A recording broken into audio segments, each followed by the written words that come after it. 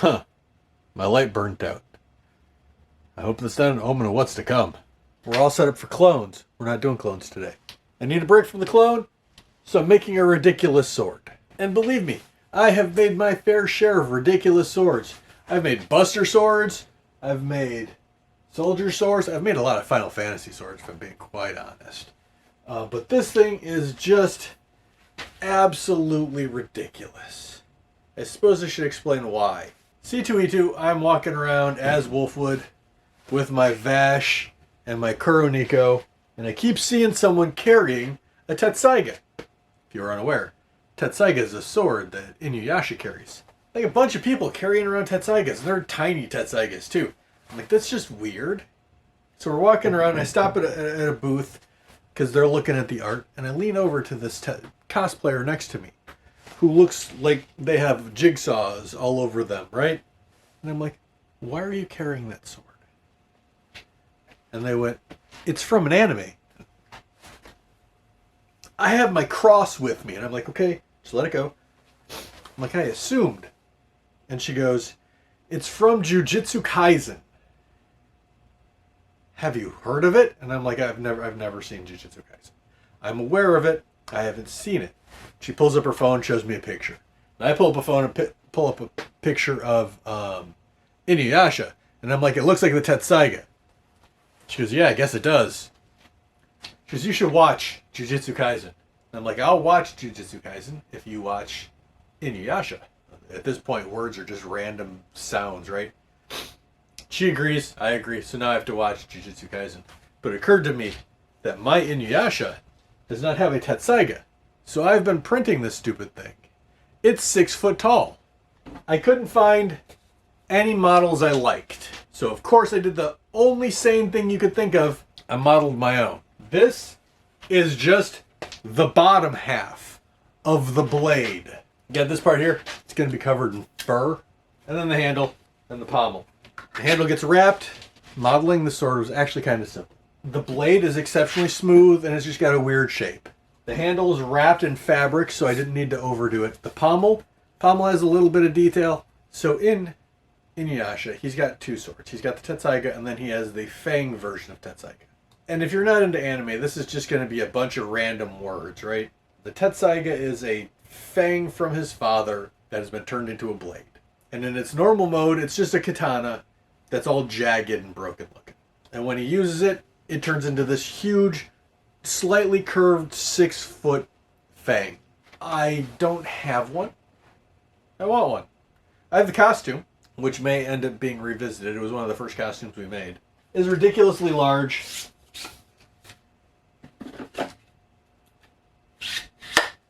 And it goes all together, but there's this one point right here, right? This point is the weak point of the blade. Because from here, the blade just gets bigger and wider and longer. I've already snapped the little dowel playing with it, because I made the holes exact. I don't know what I was thinking. I should have made them just a little oversized so I wouldn't have to fight with dowels to get in, because the dowels currently don't fit like at all. So I'm taking 80 grit sandpaper and a drill and just drilling and sanding at the same time. The only problem is I want one continuous, because I've got 2 1/4 inch on either side. Those are more for locating than for anything else. And then I've got 1/2 inch dowel. Now the 1/2 inch dowel is the one that I really, because it's going to be the bulk of the support for the stupid sword. It only goes to here because I've only sanded to here. So what I do is I put it in the drill. I put the drill on the ground since it's 6 foot, and I use my feet to sand while it spins.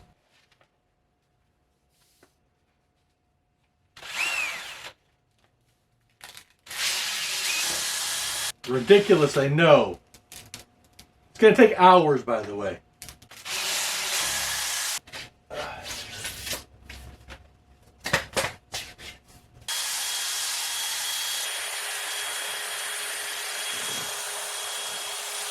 And then after just an unbelievable amount more of that, we get this.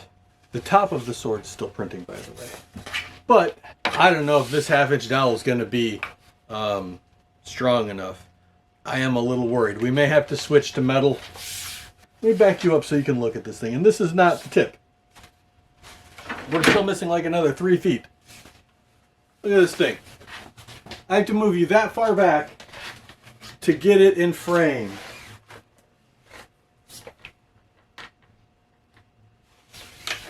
I only have one of the supporting dowels in, so we're going to do that again with the other dowel and make this a little more stiff and see where we're at that point.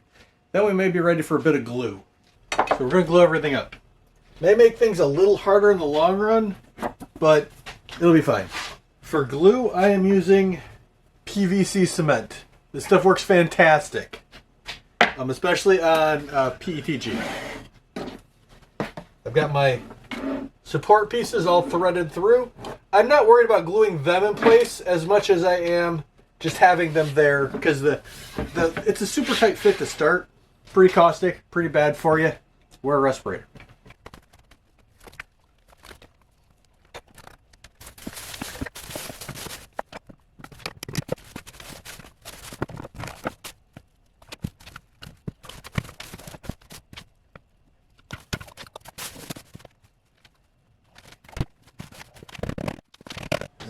Absolutely ridiculous. This is the next piece to go on. It goes right here. But if you notice, the holes are offset, because I got one set that go up to there, and then I have another set that go at a slight angle for these, and then that one's got holes at an angle. First thing I need to do is figure out how far these need to be cut, which is exceptionally easy to do. I just take a dowel that's smaller, since I know all of these are the same size. I know that's how long I need it to mark it a little less, and then take it over to the bandsaw and cut. Of all of the swords I have made, which is a lot, this one is the single most ridiculous one I think I've ever made. Which is saying a lot, because I have a buster sword. Look at this thing. Everything's been glued. We let it cure fully, and we come back and take care of the rest. This is a plastic welding gun, and it is very neat. What you do is you put you put a metal piece, right? Little wires, little U-shaped wires that obviously fling out pretty easy. And what it does is it heats up the wire and melts it into plastic. These are used primarily for like auto body work. It's kind of like a giant plastic stapler, but it puts a staple just below the surface so everything can be sanded smooth.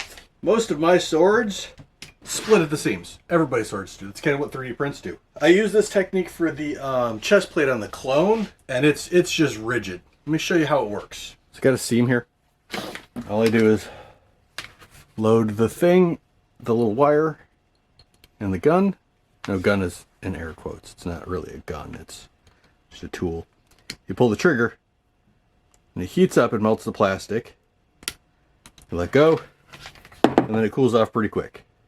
And now that staple is secured beneath the surface, so I can sand all of this smooth. So to make sure everything is nice and secure, I'm going to do that along every seam on both sides.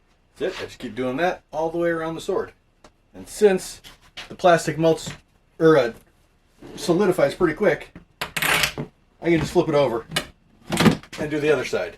So then once all of the metal staples are in, you are left with a sword that is exceptionally strong. The little ends have been clipped off, but they're still sticking out, and they are sharp and will slice you to shreds. They will also tear your sandpaper shreds, which is why I use a file first. Luckily, only takes a couple of passes for it to knock that edges down.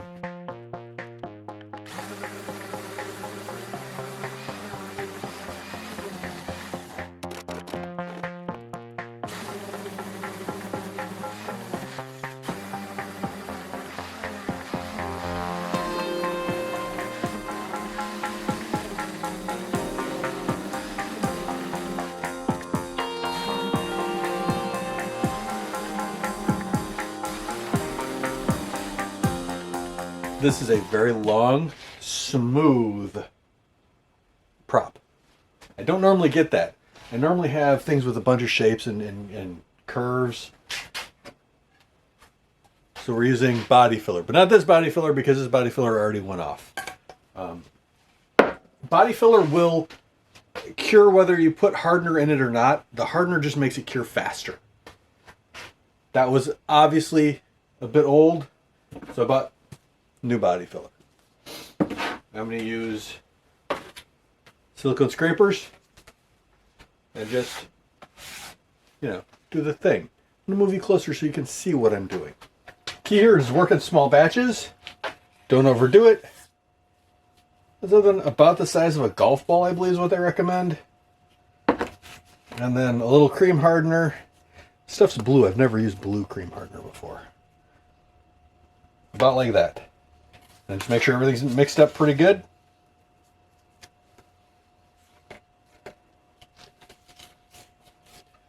Again, work in small batches.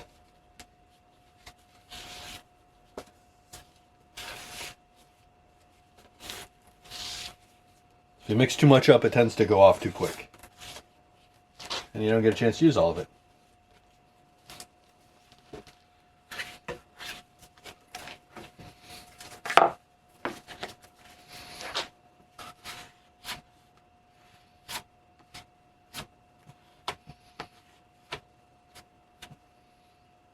I want this to go on pretty thin.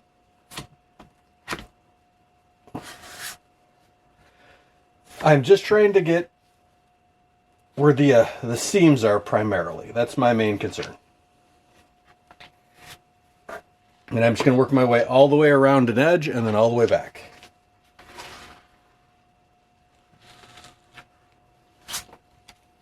This line here, that's because there's something on the scraper.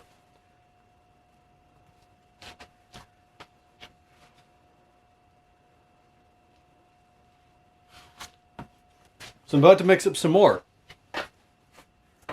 This knife is covered in already mixed Bondo, body filler. Use a fresh one just to get the stuff out. If I put this in that, it's going to start curing it. That's not what we want. It's only had like an hour to cure, so it's still pretty soft, but while it's still soft, I'm going to hit it with a little bit of 220 by hand. That should even everything out and make sanding later much, much easier. Second side is done. Again, it's got a slight tack to it, so I'm going to lightly sand and then probably leave it overnight. Unfortunately, this project is taking way longer than I had hoped.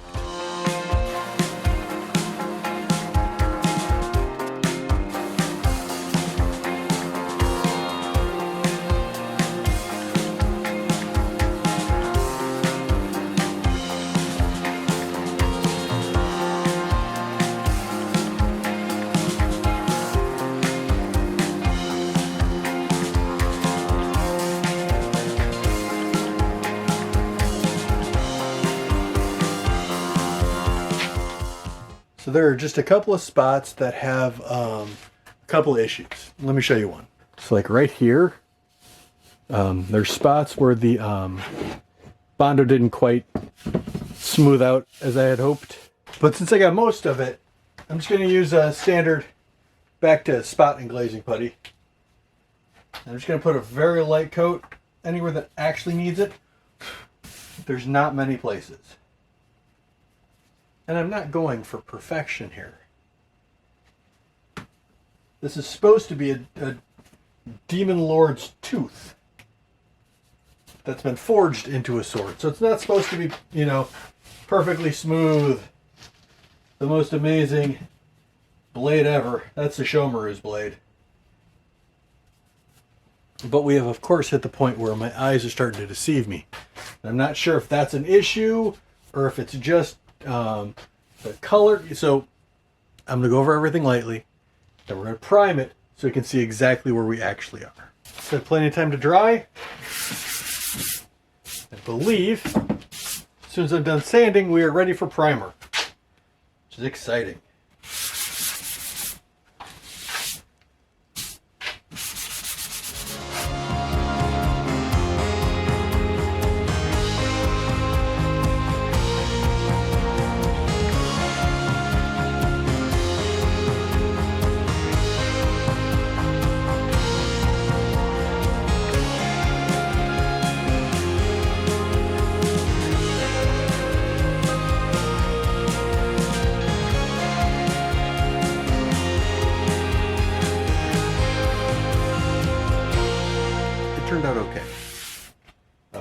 It's not perfect.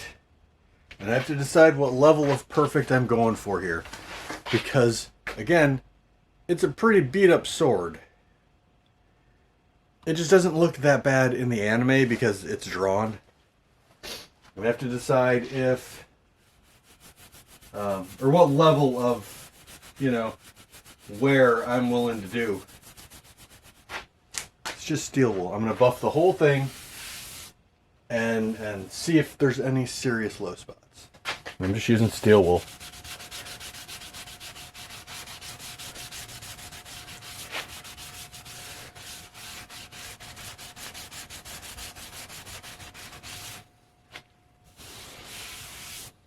It's not terrible, but I think we're going to do another layer of glazing putty.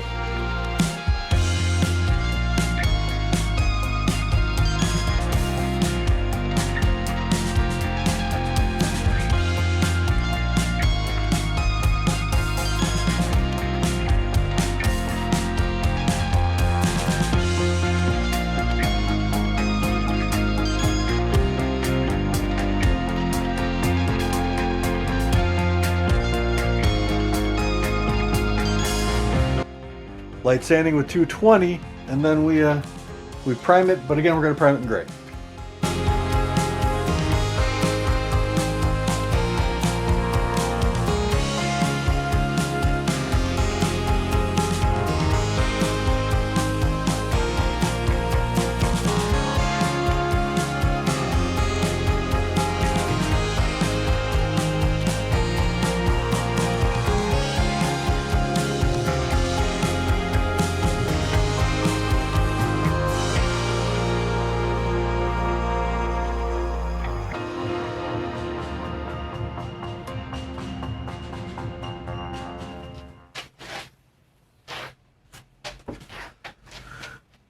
This thing is ridiculous. I can't even get it all in frame.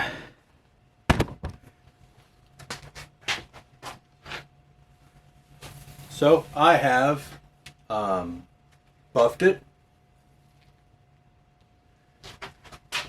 I mean, it doesn't look real. It's just, this thing is absolutely ridiculous. Like I said, it's the most ridiculous prop I've ever made. Most ridiculous sword I've ever made. Not the most ridiculous prop. That goes to a different thing. But it's not done. And I know. You're looking at the timestamp going, it's not done. No. We're not finishing it this time. I ran out of time. It still needs to be painted. The handle needs to be wrapped. We need to add the fur on the handguard, I guess. But I'm very happy with where it's at.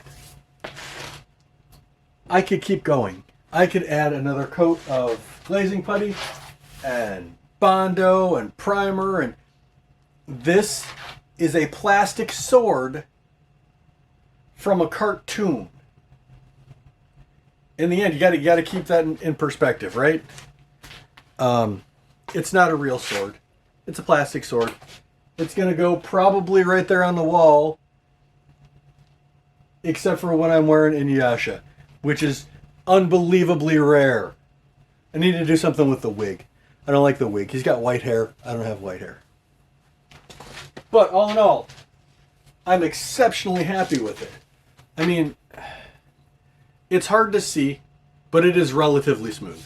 I still have a couple of spots where there's, seam marks. Like I said, it's a 3D printed prop. It's gonna have, there's a point of diminishing returns. And I'm happy with this where it is. So we're gonna finish it next week. If you want to see where we're going with this, or when we go back to the clone, or any of the other multitude of projects I've got planned, maybe think about sticking around. Like and subscribe, share, comment. Have you seen Inuyasha? I think it was a great show. It's old. It's not Jujutsu Kaisen, apparently. I haven't started that yet. That one seems a little aggressive for my taste, but that's the way of the world these days, right? Either way, thanks for making it to the end. I really appreciate that, and I hope I see you next time. Oh, this thing is crazy.